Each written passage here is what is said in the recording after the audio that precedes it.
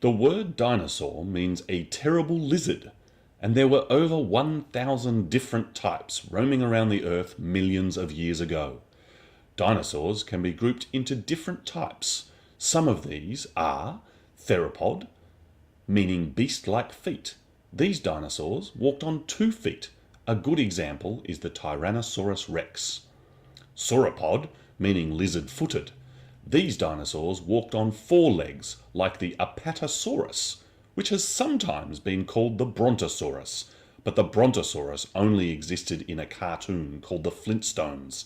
It is fictional or make-believe. There are also stegosaurs, which means tile lizard, and ornithopods, which means bird-like feet because they have 3 toes.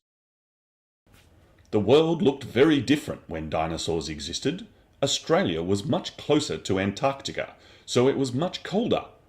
There was a big valley between Victoria and Tasmania where dinosaurs used to live with plants and other animals.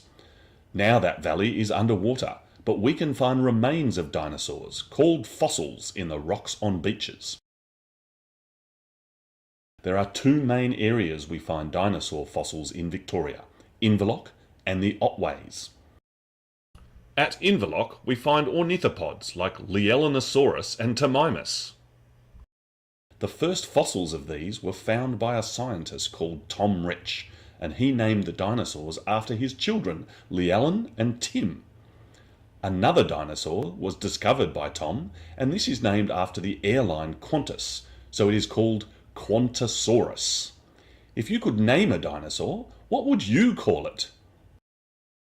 I have helped find dinosaur fossils at Inverloch and have come across many different fossils. The process we use to find fossils is called an excavation, but we also use the word dig. So the team involved in this excavation call it the Dinosaur Dreaming Dig. Early in the morning, before the sun comes up, we get ready, load the vehicles and head down to the beach. We are often arriving just as the tide starts going out. This means we've only got a short amount of time to find fossils before the tide comes back in again. We all work together to pump water and remove the sand that has washed into the hole. Then we set to work breaking large pieces of rock from the hole with chisels and mallets.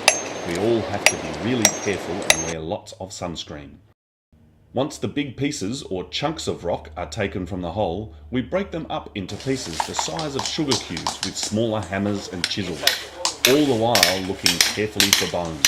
Sometimes someone will scream out, "Yippee!" and we know that they have found a great fossil. Sometimes students come and visit us on the beach. Here is a group of grade 2s playing the dinosaur game. A paleontologist is a special kind of scientist that studies dinosaurs. There are many paleontologists involved with the Dinosaur Dreaming Dig, and they all follow a process to learn more about dinosaurs. Scientific processes involve an investigation, like an excavation where you collect evidence. Scientists then use this evidence to tell a story about what might have happened. 2 scientist friends of mine, Dave and Scylla, work together to tell a story about the dinosaur fossils found at Inverloch.